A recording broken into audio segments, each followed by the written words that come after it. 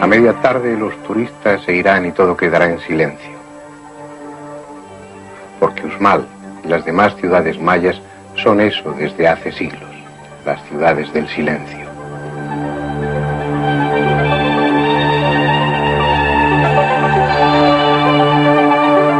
Cuando llegue la noche, las viejas piedras se abrirán al recuerdo, a la nostalgia de una época dorada en la que hombres y dioses llenaban sus estancias.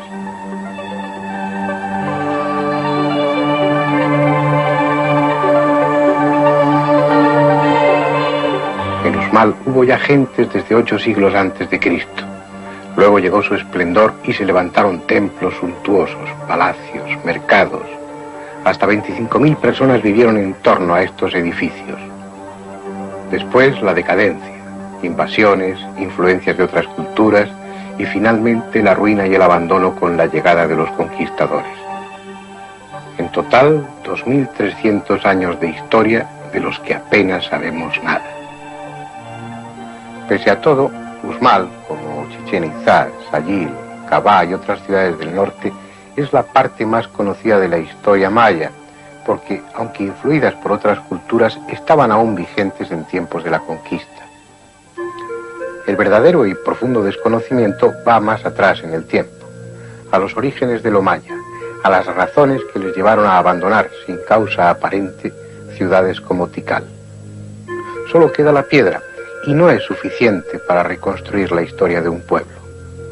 Gracias a los centros ceremoniales, sabemos que hace 22 siglos ellos ya eran los mayas, los medidores del tiempo, los orfebres de la piedra, pero para entonces tenían ya detrás una historia que nadie conoce.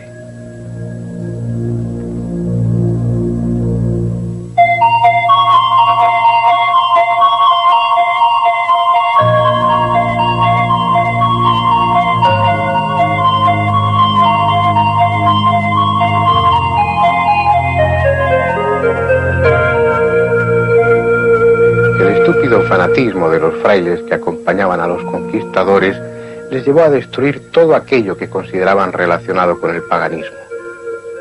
Se trataba de imponer a cualquier precio la fe traída desde Europa. El dios de los conquistadores debía sustituir sin obstáculo alguno a los dioses de los conquistados. Y así, con la irracional superioridad del que se siente en posesión de la única verdad, destruyeron imágenes y quemaron cuantos libros encontraron, convirtiendo en humo la historia de aquellas gentes. De los mayas solo quedan 3 de esos libros, 3 códices que se conservan en París, Dresden y Madrid. Como los que desaparecieron, son largas tiras de fibra de papel plegadas como un biombo. El papel lo conseguían de un árbol tropical, después lo estucaban cuidadosamente y sobre él pintaban figuras y jeroglíficos. Una forma de escritura perfectamente estructurada, comparable a la egipcia y, como ella, con valor fonético, ideográfico y simbólico. Una triple lectura que ha hecho que solo en parte pueda ser descifrada. Pero ni siquiera los 3 códices salvados de la quema nos aportan muchos datos sobre la historia maya. El de Dresden, el más antiguo, es un tratado de astronomía con fines astrológicos. El Trocortesiano, que se conserva en Madrid, es un libro de adivinación. Y el que se guarda en la Biblioteca Nacional de París, el más corto, apenas tiene 1,5 metros, es fundamentalmente un tratado ceremonial. Tampoco es extraño, porque la cultura maya se caracterizó por su religiosidad y su obsesión en adivinar lo que iba a suceder, como si estuvieran angustiados por un pasado catastrófico que pudiera repetirse. Una razón más por la que lamentar que en los 3 códices no haya una historia de ese pasado, sobre todo si tenemos en cuenta que los propios mayas se concedían una historia muy antigua.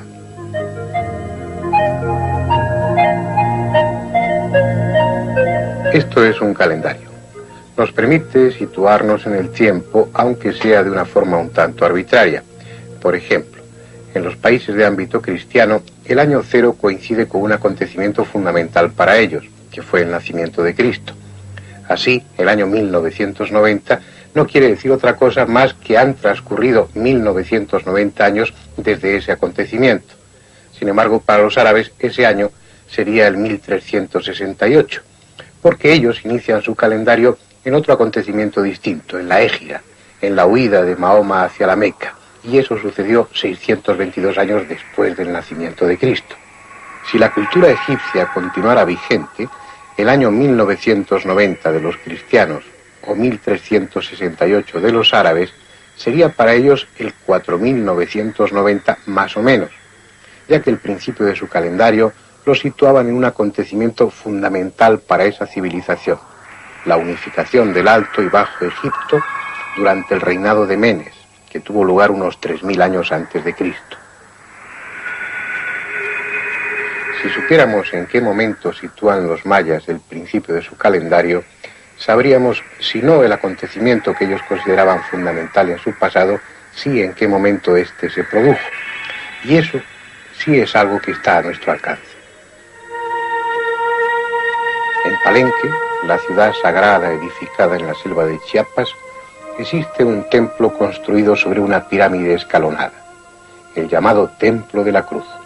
Allí, en el santuario al que solo los sacerdotes tenían acceso, había un panel de piedra que ahora se conserva en el Museo Nacional de Antropología e Historia. A ambos lados de la cruz maya hay 2 sacerdotes o gobernantes, y el resto de la losa está cubierto de glifos, jeroglíficos labrados en los que aparece una fecha.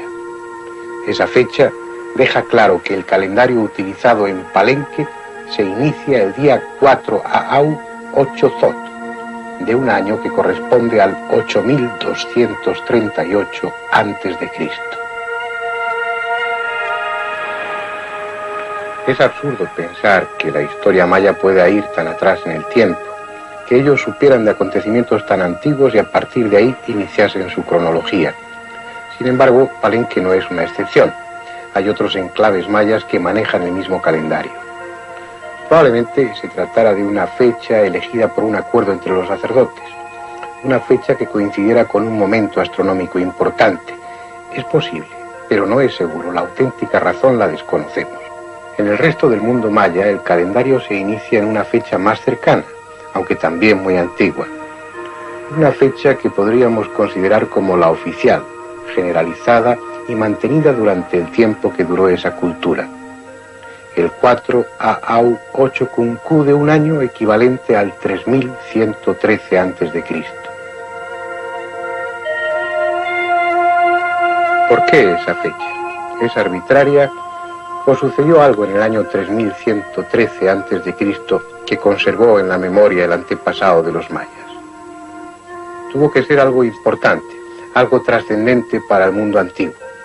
Y si fue así, tiene que haber otros pueblos del pasado que aludan también a ese acontecimiento o que inician sus calendarios en la misma época. Y ciertamente los hay. En Perú se alude a un diluvio ocurrido aproximadamente en el año 3050 a.C., y es a partir de esa fecha en la que se inicia la dinastía de algunos reyes, como los pirúas. Desde Tiahuanaco, el mítico Viracocha emprendió su viaje evangelizador.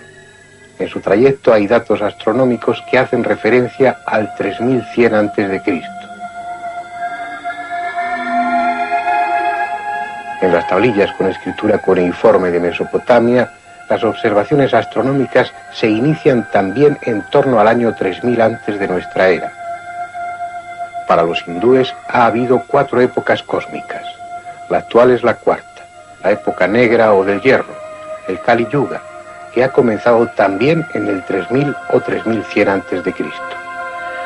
Y no deja de ser curioso, además de la concordancia de fechas, que para los mayas como para los hindúes estemos en el cuarto periodo, en el cuarto de los mundos que se inició precisamente el año 3113.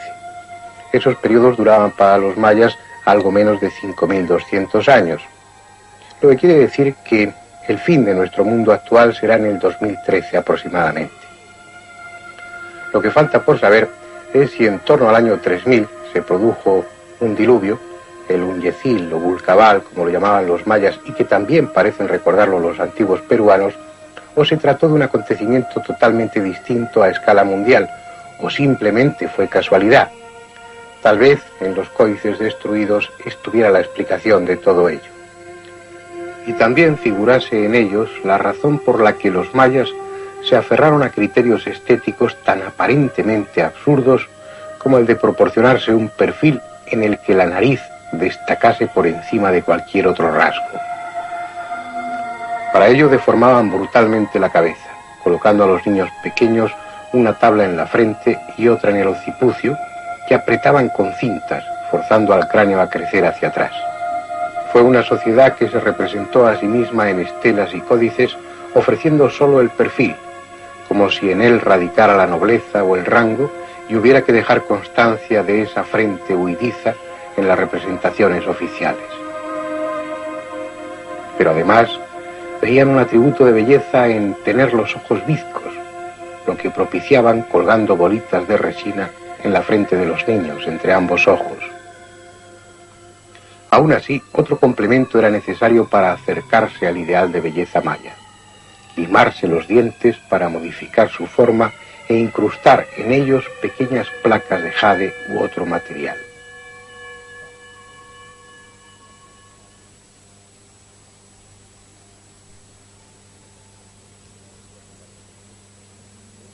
¿A quiénes pretendían parecerse? De hecho, no fueron los únicos en Mesoamérica que deformaron sus cráneos. Influidos o no por ellos, otros pueblos de México también practicaron el aplastamiento de su frente, exactamente igual que los antiguos peruanos. Resulta difícil entender las razones por las que una gran parte de las culturas del centro y del sur de América buscaron su ideal estético en lo que ahora nos parece poco menos que monstruoso.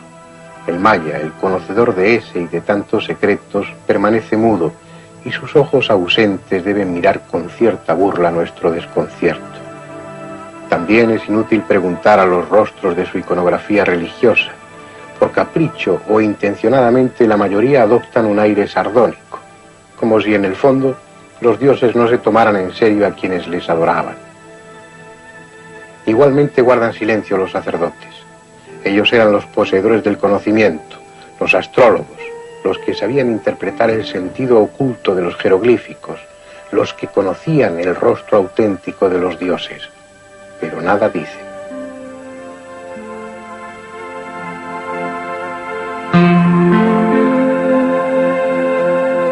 Nadie ha encontrado hasta ahora la respuesta, pero sus razones debieron ser poderosas, porque fue una sociedad que cuidaba su aspecto con esmero.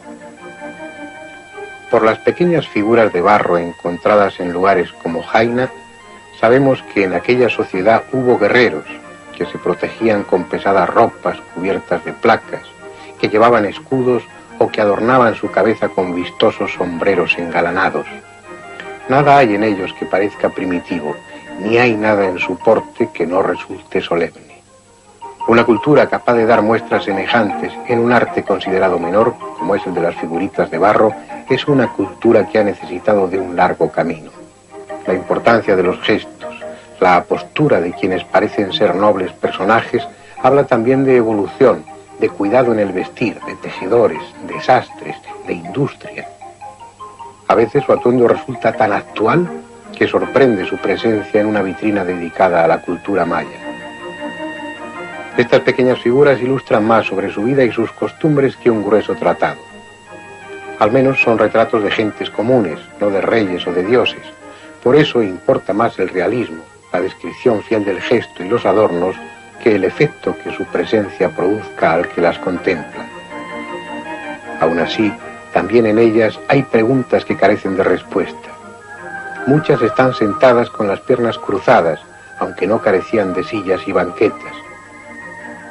Puede pensarse en postura natural, y tal vez lo sea, pero algunas, como esta sin cabeza, hacen pensar en una postura típica de quienes saben de meditación.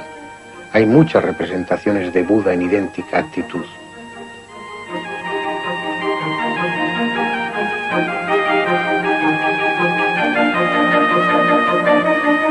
Incluso las hay que parecen estar en éxtasis, ajenas a lo que las rodea. Y no es extraño, sino lógico. Los mayas eran un pueblo obsesionado por lo religioso, por la astrología, por la adivinación.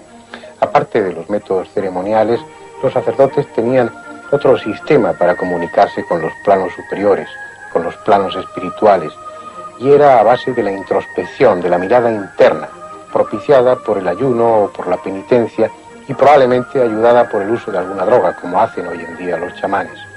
Además, esas posturas de yoga que consideramos privativas de la cultura hindú están extendidas en otras muchas culturas. Es más, son posturas espontáneas en alguien que quiere profundizar en sí mismo, en alguien que se quiere aislar del mundo exterior. Y es en este aspecto donde los mayas debieron alcanzar una gran profundidad. Lo que pasa es que ese tipo de conocimiento no deja huellas materiales. Los templos, las ciudades santuario, son solo la cáscara, la caja vacía. Lo importante, lo auténticamente importante, sucedía dentro, en la mente misma del sacerdote, que usaba esas construcciones y su correlación con determinados momentos astronómicos como vehículos para propiciar ese estado de trance en el que entablar diálogo con las supuestas divinidades, que era de lo que en verdad se trataba.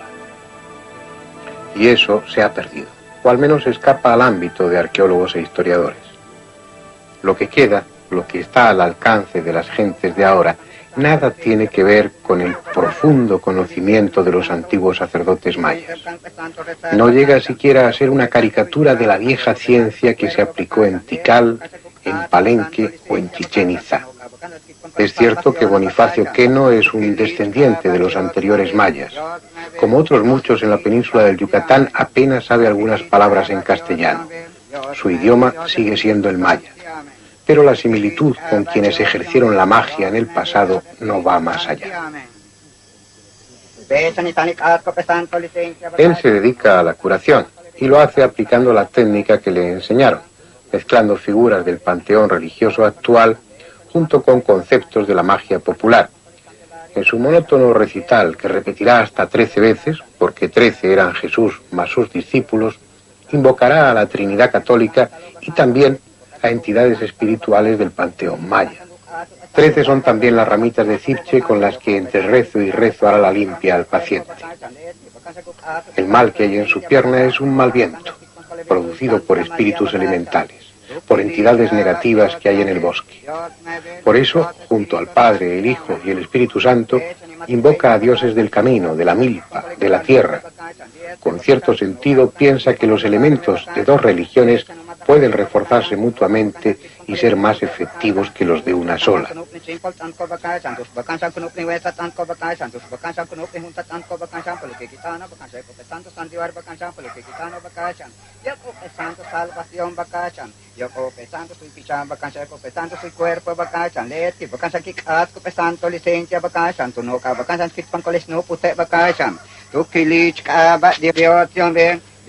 Después, con una paciente que atiende por vez primera, aquejada de fuertes jaquecas, aplica una técnica similar, pero complementada con el oportuno diagnóstico, contemplando pequeñas bolas de cristal que extrae de un tazón. Es allí, en los reflejos que la luz produce sobre las canicas, donde el modesto curandero ve de qué mal se trata.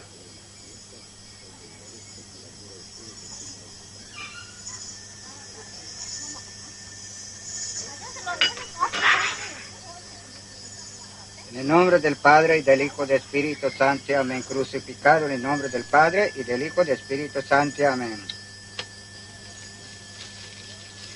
Tú que lichcaba Dios, amén. Dios me ve, Dios Espíritu Santo, amén.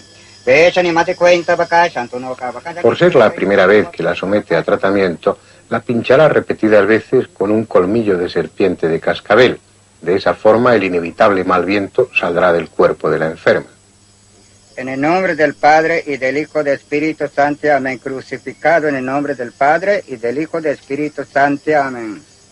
En el nombre del Padre y del Hijo y del Espíritu Santo, amén. Crucificado en el nombre del Padre y del Hijo y del Espíritu Santo, amén. Luego la interminable cantinela y las nuevas limpias con el ramo de cipche. Cuando haya terminado sus sesiones, Bonifacio Queno recogerá cuidadosamente las plantas utilizadas, impregnadas del mal viento, y las llevará al bosque, a lo más profundo de una cueva, para que no puedan contagiar el mal a otras personas.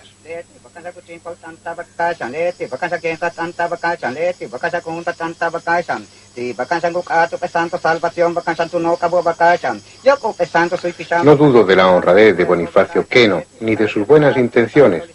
Puede incluso que su intervención proporcione algún alivio a quienes confían en su poder. Pero aquella noche, cuando salimos de su choza, lo hicimos con la misma decepción de quien ha asistido a un mal espectáculo. Nadie, ni siquiera los descendientes de los antiguos mayas, saben ya de esos secretos que buscábamos.